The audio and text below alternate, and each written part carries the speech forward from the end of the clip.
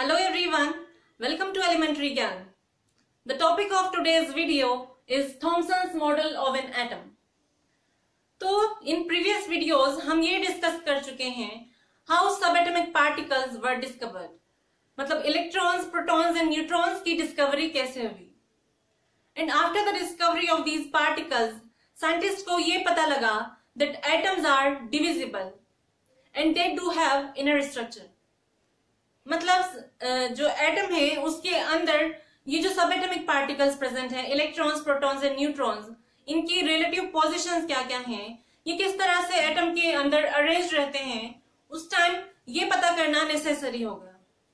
और एटम्स के अंदर इलेक्ट्रॉन्स एंड प्रोटॉन्स की रिलेटिव पोजीशन को पता लगाने के लिए कई सारे मॉडल सजेस्ट किए गए.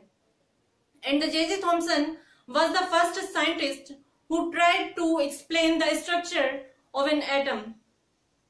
जो J.J. Thomson साइंटिस्ट थे, उन्होंने सबसे पहले मॉडल प्रपोज किया और उस मॉडल को कहा जाता है Thomson's model of an atom. तो जिस टाइम थॉमसन ने उनका एटॉमिक मॉडल प्रपोज किया, at that time only electrons and protons were known to be present in an atom. उस टाइम न्यूट्रॉन्स की डिस्कवरी नहीं हुई थी, इसीलिए जो थॉमसन एटॉमिक मॉडल है वो इलेक्ट्रॉन्स और प्रोटॉन्स की ही रिलेटिव पोजीशन को बताता है एटम के अंदर. तो वो मॉडल क्या है, इसकी मेरिट्स और डिमेरिट्स क्या क्या हैं, मतलब ये जो मॉडल था थॉमसन मॉडल, किस लिए इसको डिस्कार्ड कर दिया गया, ये फेल क्यों हुआ, ये सब हम आज इस वीडियो में डिस्कस करने वाले हैं. So first point is Thomson's atomic model was proposed by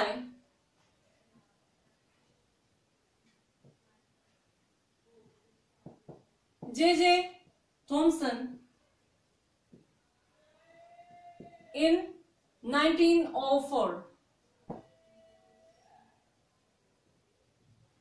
And according to this model, जो एटम है उसको माना जाता है एक स्फीयर और एक बॉल की तरह. एंड जो इलेक्ट्रॉन, वो बॉल जो होती है वो क्या होती है, पॉजिटिव चार्ज से बनी होती है.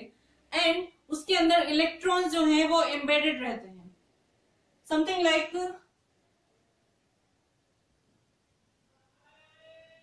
This ball. एंड जो इलेक्ट्रॉन्स हैं वो इसमें इस तरह से एम्बेडेड हैं.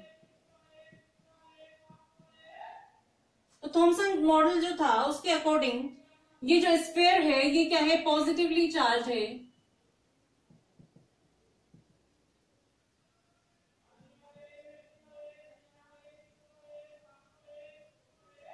एंड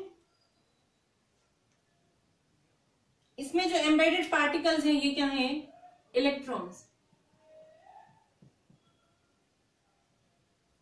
ये जो स्फीयर है इसकी रेडियस होती है ऑफ द ऑर्डर ऑफ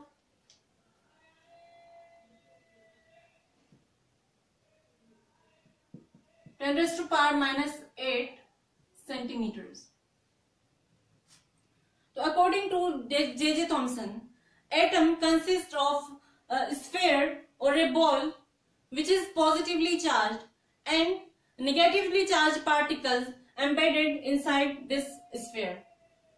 तो ये जो थॉमसन एटॉमिक मॉडल था इसमें पॉजिटिवली चार्ज पार्टिकल्स कौन है, प्रोटॉन्स हैं, एंड नेगेटिवली चार्ज पार्टिकल्स हैं, इलेक्ट्रॉन्स. और क्योंकि किसी भी एटम में positively charge particles and negatively charge particles क्या हैं, इक्वल नंबर के होते हैं, मतलब ये दोनों एक दूसरे को के चार्ज को बैलेंस कर देते हैं. और इसी वजह से एज अ होल जो एटम होता है वो न्यूट्रल होता है. तो J.J. थॉमसन ने भी यही बताया कि जो पॉजिटिवली चार्ज पार्टिकल हैं ये तो क्या होता है, स्फीयर होता है. मतलब जो उसका वॉल्यूम है स्फीयर का वो क्या है, पॉजिटिव, उस पर पॉजिटिवली चार्ज जो पार्टिकल्स हैं, प्रोटॉन्स हैं, वो इवनली स्प्रेड हैं और उसमें इवनली डिस्ट्रीब्यूटेड है इलेक्ट्रॉन्स. तो ये जो थॉमसन मॉडल था इसको कंपेयर किया जा सकता है वाटरमेलन से, क्योंकि वाटरमेलन में जो एडिबल पार्ट होता है रेड कलर का, वो तो क्या हो, उसको माना जा सकता है ये जो पॉजिटिवली चार्ज स्फीयर है वो तो क्या है, वाटरमेलन का रेड वाला पार्ट. और जो उसमें ब्लैक कलर्ड सीड्स होते हैं उनको माना जा सकता है इलेक्ट्रॉन.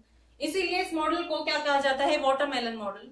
और इसको प्लम पुडिंग मॉडल भी कहा जाता है, क्योंकि ये जो स्फीयर है इसको हम मान सकते हैं एज अ पुडिंग, और पुडिंग के अंदर जो ड्राई फ्रूट्स होते हैं या फ्रूट्स प्रेजेंट होते हैं वो क्या है, इलेक्ट्रॉन्स। तो इस मॉडल का दूसरा नाम क्या होता है, प्लम पुडिंग मॉडल, क्योंकि ये जो स्फेयर है वो पुडिंग की तरह दिखता है। पुडिंग के अंदर जो ड्राई फ्रूट्स होते हैं वो क्या है, इलेक्ट्रॉन्स हैं। तो इस मॉडल की मेरिट्स एंड डीमेरिट्स क्या क्या हैं वो हम देखेंगे।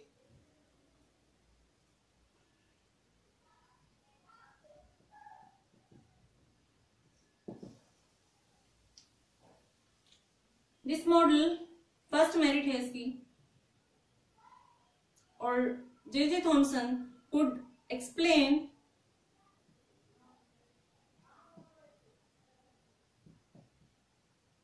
The electrical neutrality of an atom। मतलब ये जो थॉमसन मॉडल था इससे ये एक्सप्लेन हो रहा था कि जो एटम है वो as a whole electrically neutral होता है, क्योंकि जे थॉमसन ने ये बताया था कि इस स्फीयर के अंदर जो नेगेटिवली चार्ज पार्टिकल्स होते हैं वो इवनली डिस्ट्रीब्यूटेड रहते हैं, और स्फीयर तो क्या है, पॉजिटिवली चार्ज है। नेक्स्ट मेरिट है इसकी, he could explain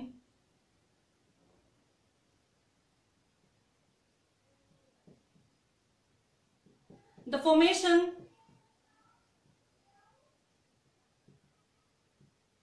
of ions and ionic compounds।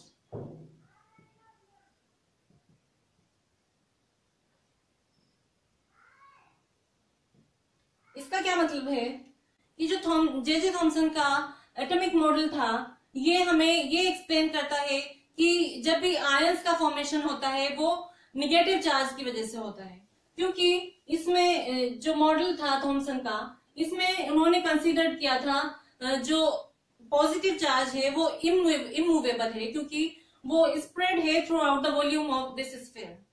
That means वो इमूवेबल है, और जो नेगेटिवली चार्ज पार्टिकल्स हैं वो इसमें एम्बेडेड हैं। तो जब भी आयन का फॉर्मेशन होता है तो वो क्या होता है, नेगेटिवली चार्ज पार्टिकल्स के मूवमेंट से होता है। और यहाँ से ये भी पता लगता है कि जब भी किसी मेटल को हीट करते हैं तो उसमें से नेगेटिवली चार्ज पार्टिकल्स इमिट होते हैं। तो थॉमसन मॉडल जो था वो ये सब आयनिक कंपाउंड की फॉर्मेशन को और मेटल में से नेगेटिवली चार्ज पार्टिकल्स क्यों इमिट होते हैं ये एक्सप्लेन करता है। बट इसकी कुछ डिमेरिट्स हैं, मतलब ये एटम के इलेक्ट्रिकल न्यूट्रल नेचर को एक्सप्लेन करता है, लेकिन ये कुछ एक्सपेरिमेंट्स हैं जो अदर साइंटिस्ट ने किए थे उनके फैक्ट्स को क्या करता है, एक्सप्लेन नहीं कर पाया, और इसीलिए इस मॉडल को डिस्कार्ड कर दिया गया। मतलब ये रदरफोर्ड का जो मॉडल आया, नेक्स्ट एक्सपेरिमेंट जो किया था रदरफोर्ड ने अल्फा पार्टिकल वाला, उसको एक्सप्लेन नहीं कर सका और इसीलिए ये फेल हो गया। तो इसकी डीमेरिट क्या है,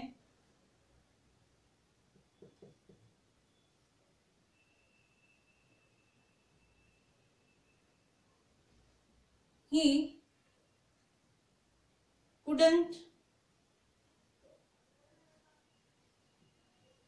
explain the facts proposed by Rutherford।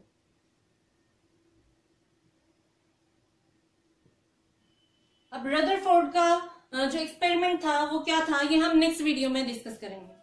So I hope आपको क्लियर हो गया होगा कि जे थॉमसन का जो एटॉमिक मॉडल था वो क्या था। उन्होंने जो प्रोटॉन्स हैं और न्यूट्रॉन्स हैं उनकी प्रेजेंस किस तरह से शो की थी किसी भी एटम में। अगर आपको इससे रिलेटेड कोई भी डाउट हो तो आप कमेंट सेक्शन में कमेंट करके पूछ सकते हैं। Now I will see you in the next video. Till then keep learning and thanks for watching, and please don't forget to like and share my video and also subscribe to my channel Elementary Gyan।